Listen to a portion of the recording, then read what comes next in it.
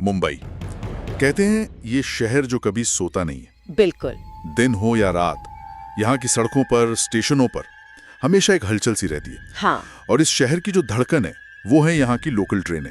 लाखों लोग हर रोज, ये मुंबई की लाइफलाइन है। भरोसे का दूसरा नाम। हाँ, भरोसे का। लेकिन आज हम एक ऐसी लोकल ट्रेन की बात करेंगे जो भरोसे की नहीं बल्कि खौफ की कहानी कहती है। अच्छा। हमारे पास एक स्रोत है जिसका शीर्षक है मुंबई का वो आखिरी लोकल, और ये एक कथित सच्ची घटना पर आधारित कहानी है। हाँ।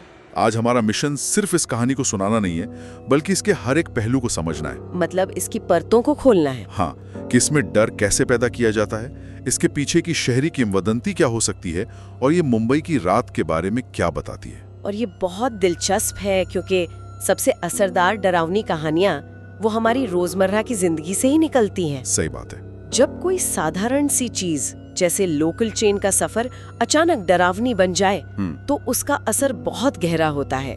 बिल्कुल।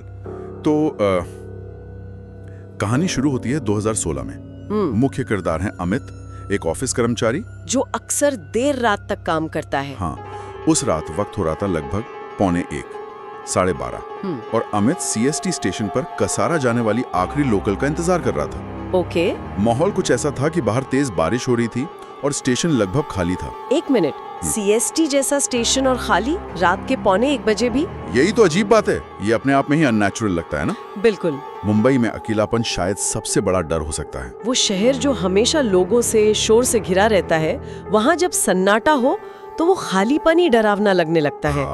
वो खालीपन ही पहला किरदार बन जाता है। कहानी बताती है कि प्लेटफॉर्म पर गिने चुने लोग ही थे।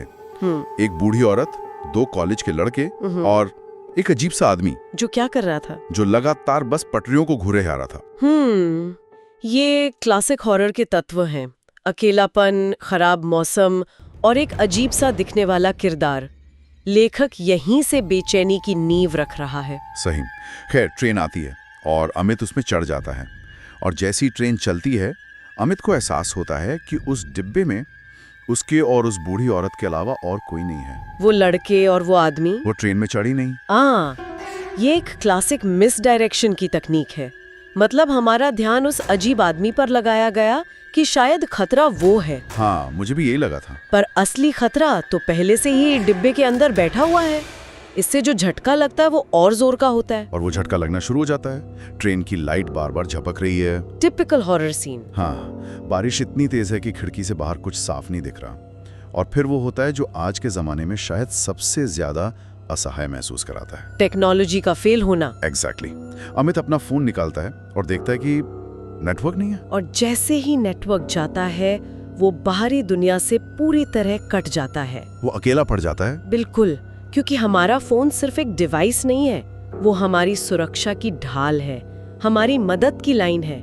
जब वो काम करना बंद कर देता है तो हम मनोवैज्ञानिक रूप से 20-30 साल पीछे चले जाते हैं। और इसी लाचारी के पल में वो बूढ़ी औरत अमित से कुछ कहती है।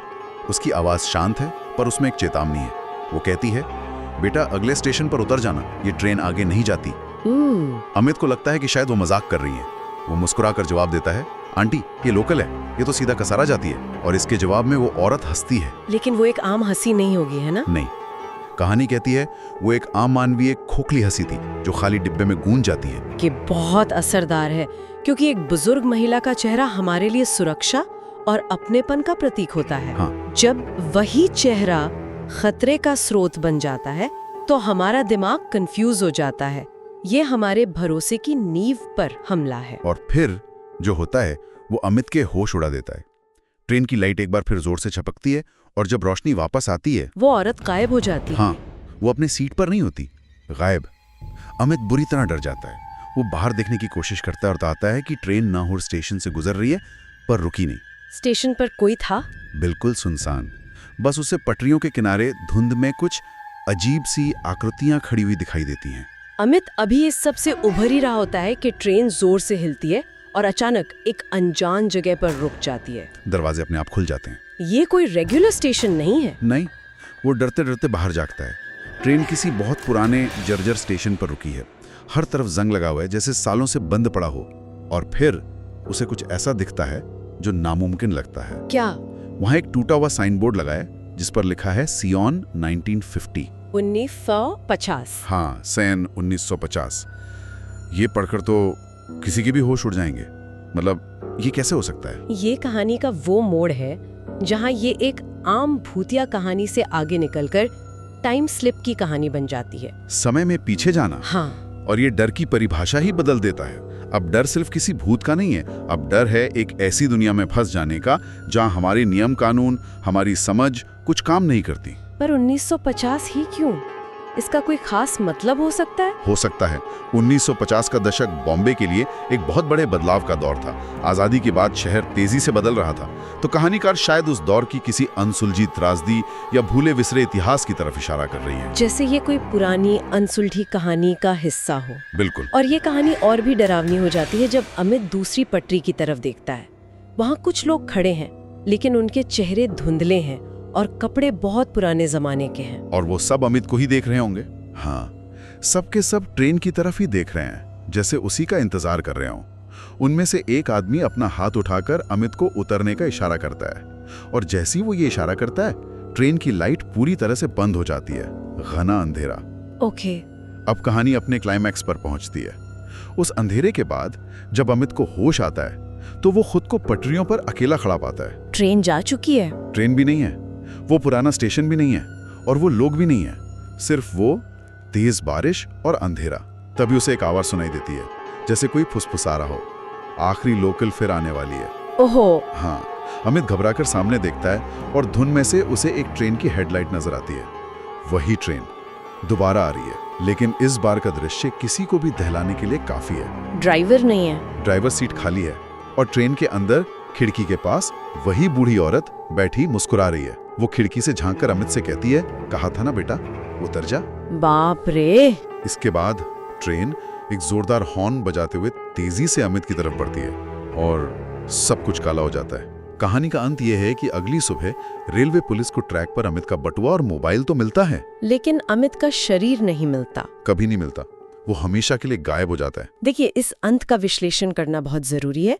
शरीर का न मिलना कहानी को एक साधारण मौत से कहीं ज्यादा डरावना बना देता है। कैसे? अगर उसका शरीर मिल जाता तो कहानी खत्म हो जाती, एक दुर्घटना, एक मौत, एक क्लोजर।